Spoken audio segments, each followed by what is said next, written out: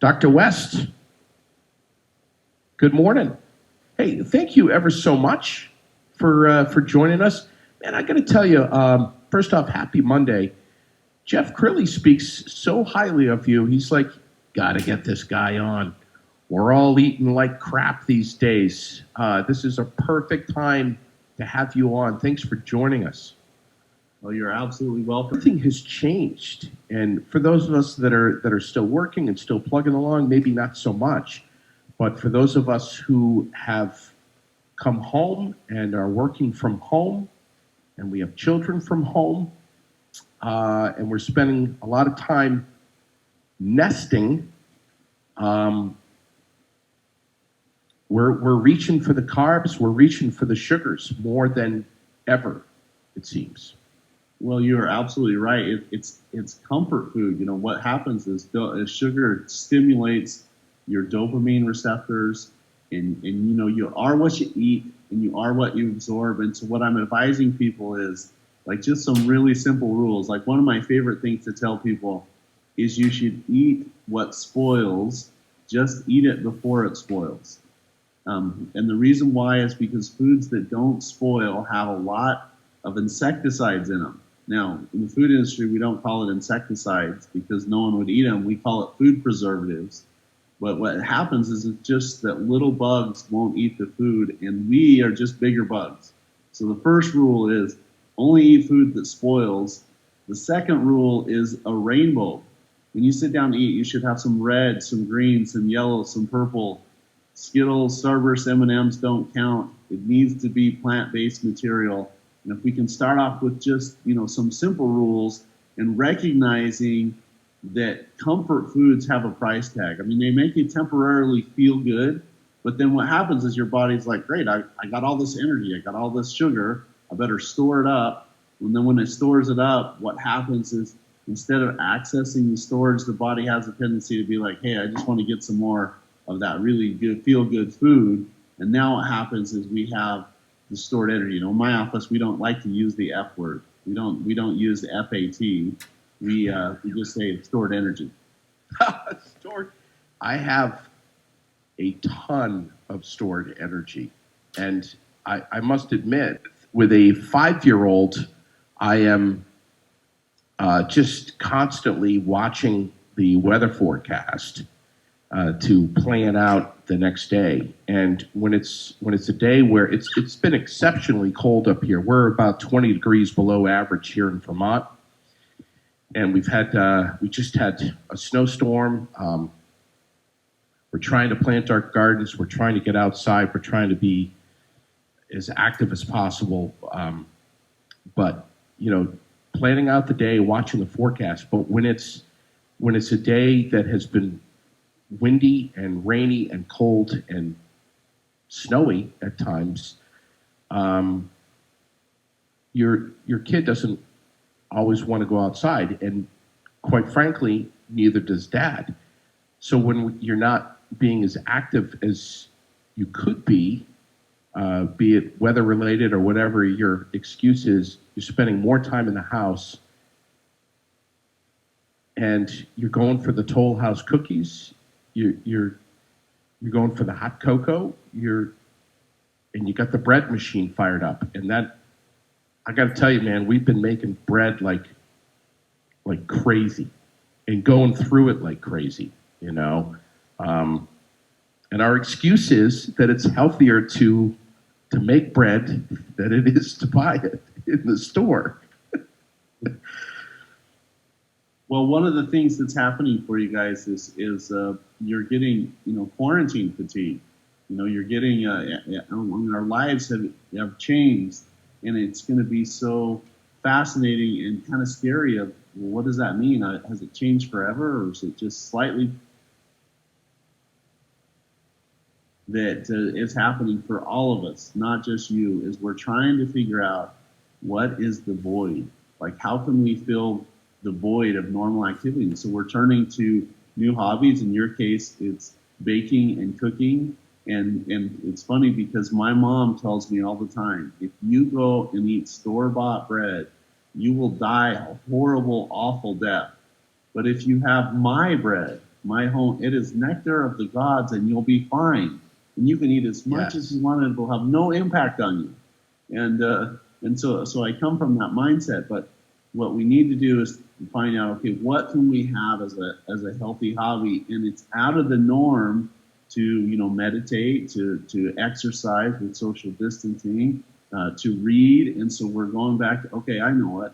I'm going to go make a really, really good fruit juice smoothie. I'm going to make a milkshake. I'm going to make some biscuits. I'm going to make bread and rolls. And we're looking to rechannel energy into something that isn't putting stored energy and comfort foods into our system. I mean, there's nothing wrong with eating. We just need to have some direction on what to eat.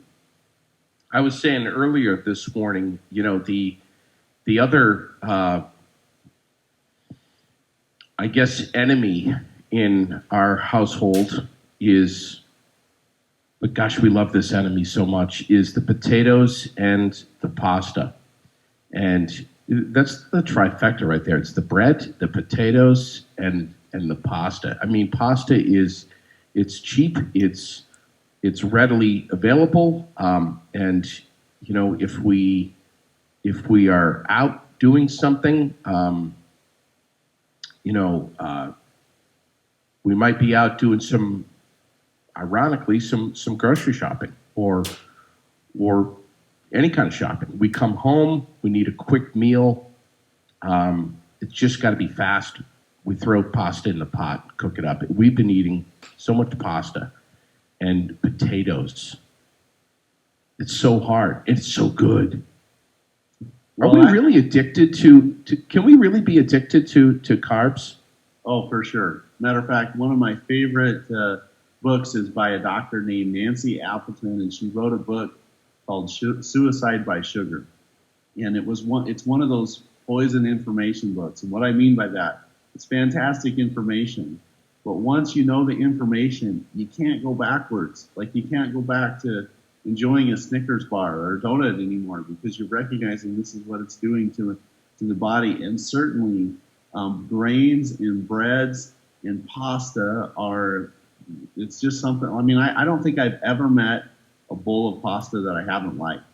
I mean, it's really good. It's just not the best for you. Now, I have to stick up for potatoes a little bit. I mean, I am from Idaho, and there's some wonderful nutrients in potatoes. It's just how it's prepared. For example, potato chips, not so bueno. French fries, not so good. I will say that a baked potato has a ton of vitamin C in it, has some really neat minerals, potassium in it, has some nutrient-dense food. Twice baked potatoes, scallop potatoes, or what they call funeral potatoes, that's just stored energy that you're putting in your body. You're going to get fat if you're eating that. But potatoes, it's kind of how you eat it.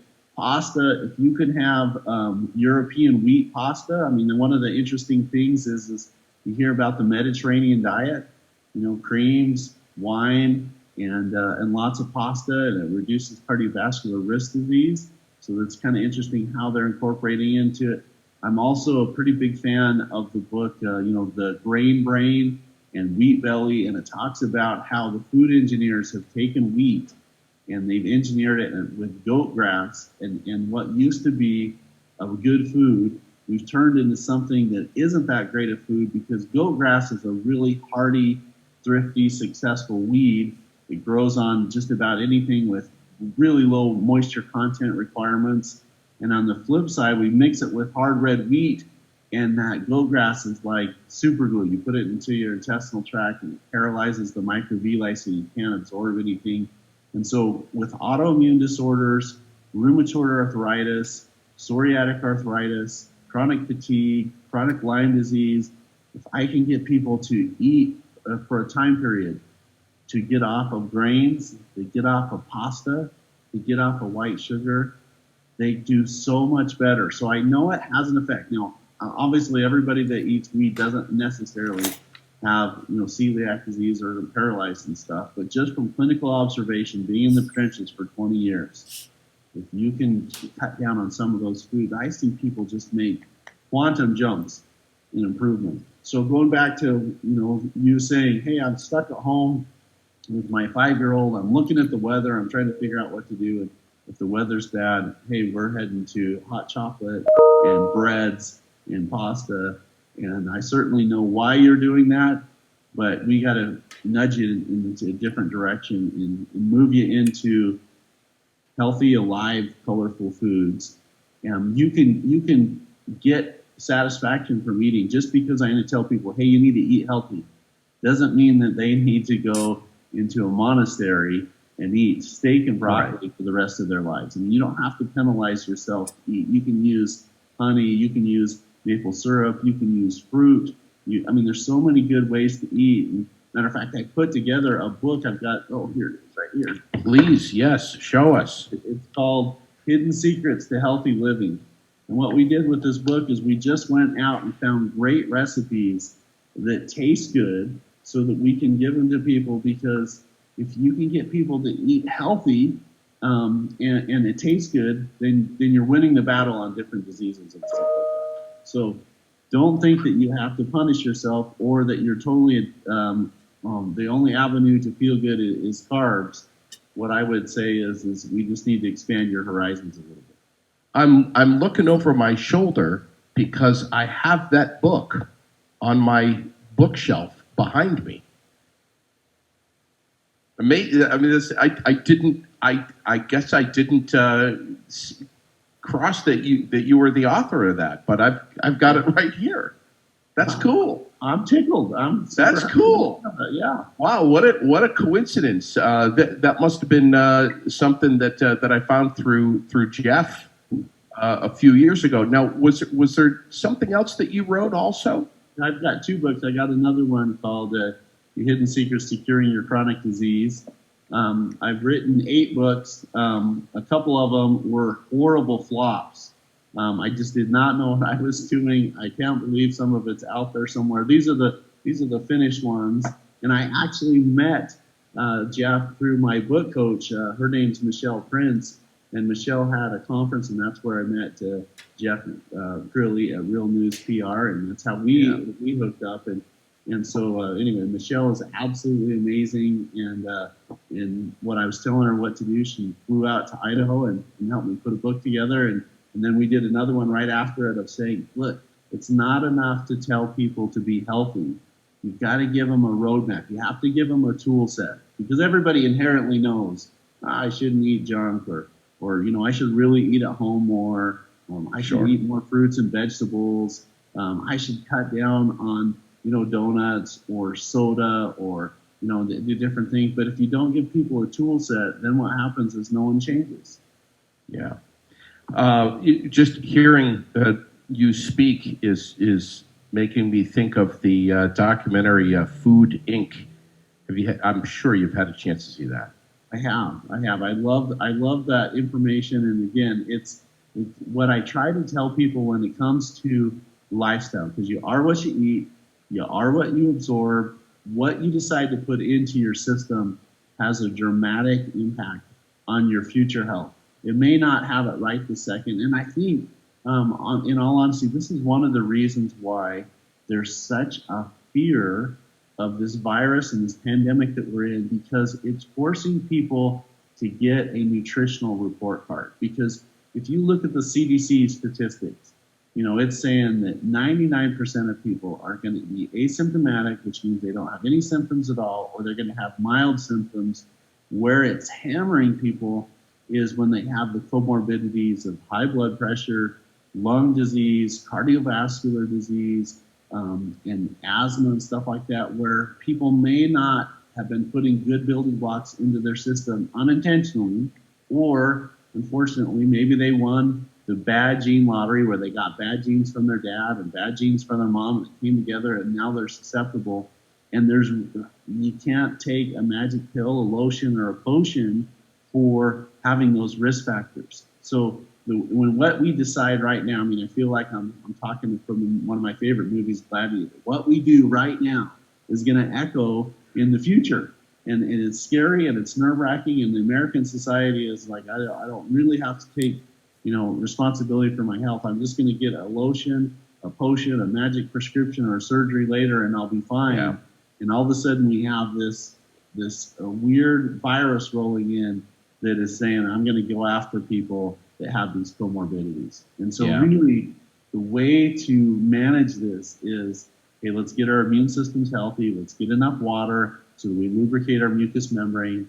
Let's get vitamin A, which protects the mucous membrane, vitamin C, vitamin D, zinc. There's so many good things that people can do. And most of the time, they have it in their cupboards. Sure. Don't even know. Like, sure. I mean, it's so fascinating. People come in to the office for healthcare concerns, and they bring in this tub or this wheelbarrow of supplements, and I'll ask them, where'd you get it? And they'll say, well, my neighbor told me to take this, and my cousin told me to take this, and GNC told me to take this. I mean, we have all these different things, and I'm like, well, are you taking it? No, I just have it in the house. And I want to say, look, it's not by osmosis that you can, that doesn't happen on its own. You actually have to take it. So we just wanted to create a network or a system or a tool set to say, look, let's eat healthy.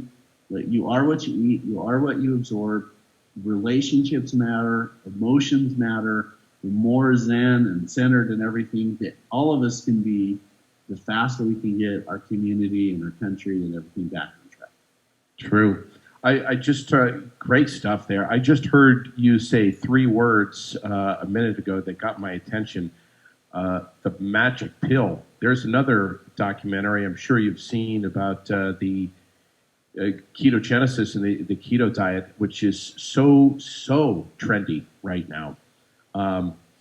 Great, great help with folks like myself who have inflammation issues, joint pain. What's your take on that? Well, I'm a really big fan of the keto diet. I'm a big fan of the caveman diet. One interesting challenge that I was challenged last week that I'm trying to get information and parameters around is about the carnivore diet. I've had a patient that's had some really tough inflammatory issues for a long time, and they saw a podcast of Joe Rogan, and Joe Rogan was saying, hey, I ate meat, only for a month. And I had a patient came in and said, hey, Dr. West, what do you think about, only protein? And I told him, look, I pride myself on being open-minded. I've learned a lot of things in college, in postgraduate. I've been through 2 doctoral programs, and I've learned a lot. I've learned even more listening to patients in the trenches. When someone has an autoimmune disorder or a chronic health problem, and they walk into your office and they've had it for a couple of years, guess what? There's an expert sitting there in front of you. And if you listen to him, one of my favorite mentors, Dr. John Lord, said, if you listen close enough, your patients will tell you what's wrong. And so I've learned all this stuff. And so I've learned, don't be closed-minded. So the patient came in and said, I'm on this meat diet. It's the best I've ever felt. I've lost the weight. I've lost the inflammation. And part of me is saying, hey, I got to go try that. The other part of me is saying, how is it possible for you to function just on meat? And so the answer to your question, which I'm getting a little bit long-winded, is I think the keto diet, the caveman, I think they're really good starting spots. All diets have their place. Like I've had people come in and say, I'm on the watermelon diet and I felt great. I've been on the keto diet. I've been on the paleo diet. I've been on the caveman diet. I've been on the Atkins diet. And what I say is society has people for your genetic characteristics or your family history, whatever it is, you'll line up with a specific diet. But that keto diet is pretty doggone good. And I would highly recommend, if you've got inflammation issues, you should try this. Yeah. Yeah, that's so interesting. There's so many different diets to choose from. I think so many of us can get overwhelmed and we just say, screw it. Or we try something, we go head first into it, and we stick with it real hard, and then we bottom out for whatever reason. It's important, though, to really do your homework on these diets first and study up on them as much as possible before you even try them, so that you really know what you're doing, what you're getting into. We're so busy and so distracted with so many other things going on and so many other worries and concerns that we have in our life that eating seems to take a back seat more often than not. We just eat when we're hungry, and we just eat whatever. it is when we're hungry. And man, I'm guilty of that too. Now I got to start flipping through these pages of your book here, and I got to dust it off. It's been sitting on the bookshelf here. But National Eat What You Want Day is today. Is it okay for folks who are on a strict or a somewhat strict diet regimen to take one day out of the year or one day out of the month and say, to hell with it? Well, I'm going to treat myself to one donut and or whatever it may be. So, JD, one of the things that I tell people is I repeat what the world's greatest doctor. Now, I'm totally biased. I practiced with my dad for 12 years. My dad passed away about 8 or 9 years ago. Smartest doctor that I've known. I'm totally biased. I recognize that. And he had the saying in the office when people would ask him questions like that, and he would say, "It's a free country. You can have your symptoms as long as you want." So when you ask me, hey, is it okay to have a cheat day? The answer is, well, it kind of depends on, are you willing to pay the price tag for both directions for that? Now, there's a little bit of leeway in what I'm saying. What I mean by that is if you're on a program or a diet to lose weight, to control your carb intake, and to increase your calorie output, that's kind of the age-old recipe of less food in and more output is going to help you lose weight. That's one thing. If you're on a autoimmune inflammatory diet, you have cardiovascular disease, if you're on something, and to your point a little bit earlier, we were talking about how important lifestyle is. You say, well, everyone, I'll just eat when I'm hungry. And one of the things that I'm saying is the best way to get control of your health is to take control. Bodies love a schedule. We love it when we get up at the same time, we go to bed at the same time, and we eat at the same time. If we get our bodies conditioned to do that, and when I say eat, it doesn't mean a Thanksgiving meal 3 times a day. You don't have to have these huge breakfasts, a huge lunch, a huge dinner. That's going to put stored energy into your system. And so when you ask about cheat day, the answer is it's a big fat maybe. And the maybe is this: is it worth what you're going to pay in symptoms and inflammation and stuff moving forward to cheat a day? If you're trying to lose weight, it's probably not that big a deal. If you have rheumatoid arthritis, it could be devastating for you to cheat. And so one of the things that I tell people, like, you're the driver of your car. You have this amazing Ferrari, and you get one in your life. And if you run out your engine, or if you blow out your suspension or your shocks, or you can't take it into the shop. You can kind of get it a little bit better by going to different healthcare providers, but we have one vehicle, take really good care of it. So this is kind of funny, tongue-in-cheek, of this National Eat What You Want Day, but I don't think that's the greatest idea. Just remember this.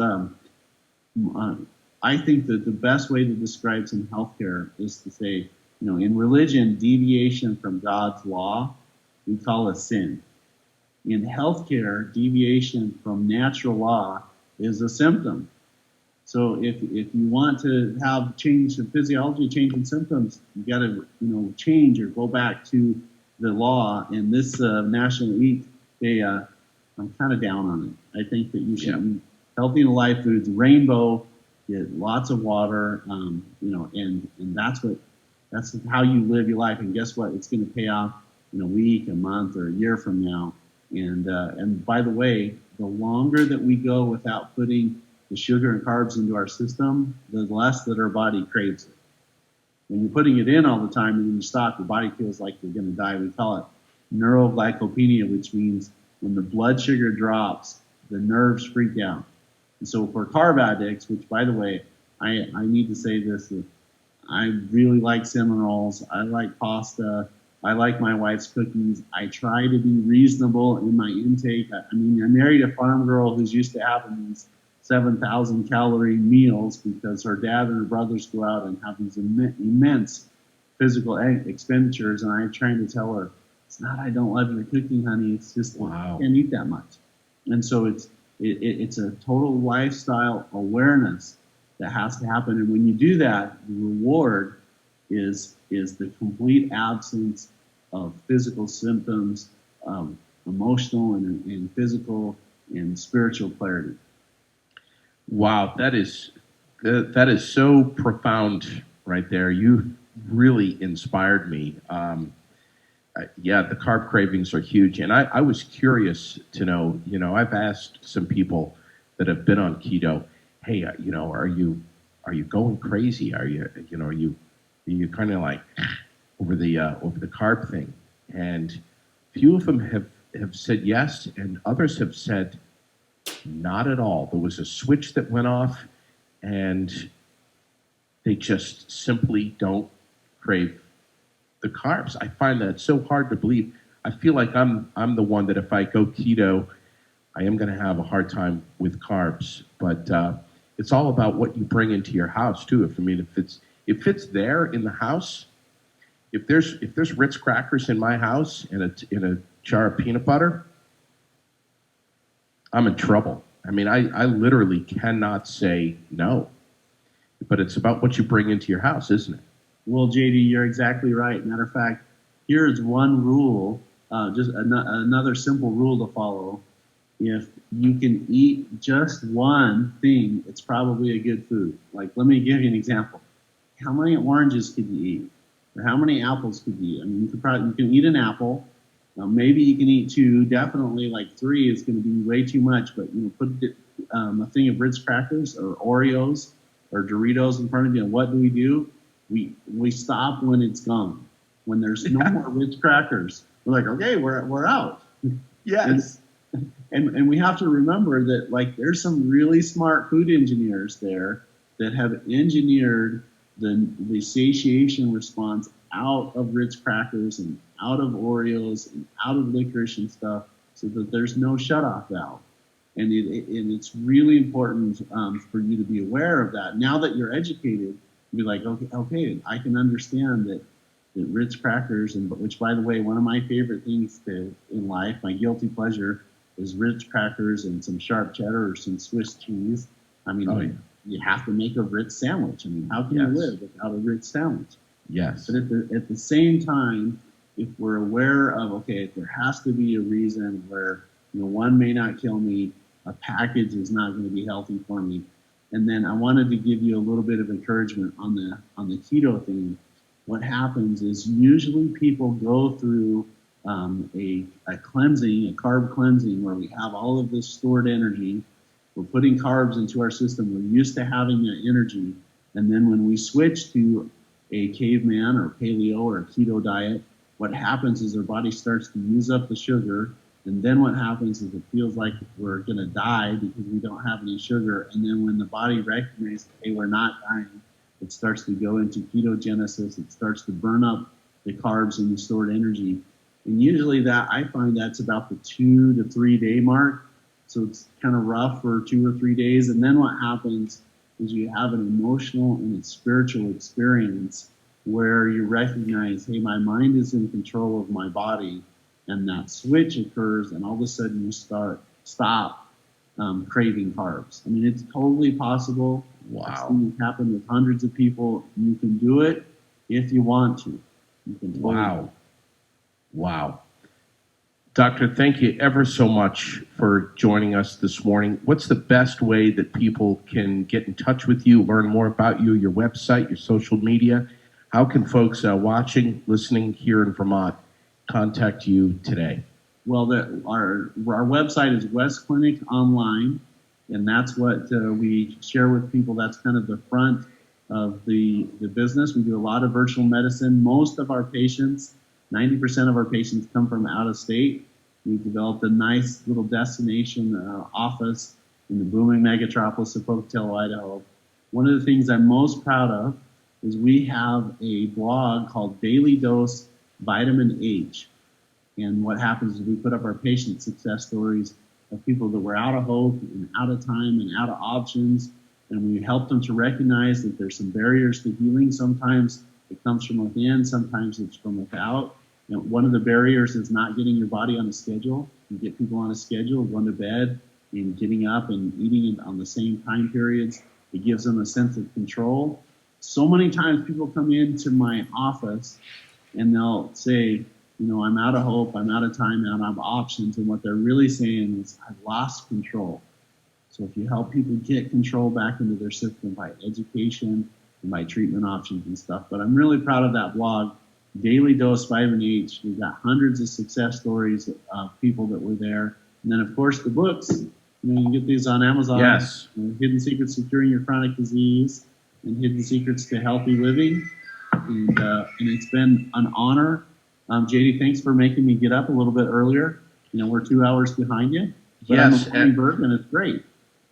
Thank you for so much. And I know we were chatting for a little while trying to coordinate this. Thank you ever so much for getting up extra early this morning to come on. Hold up those two books one more time. You can get them on Amazon right now. Hidden Secrets to Healthy Living and Hidden Secrets to Curing Your Chronic Disease. This is Dr. Jason West, live out in Idaho today.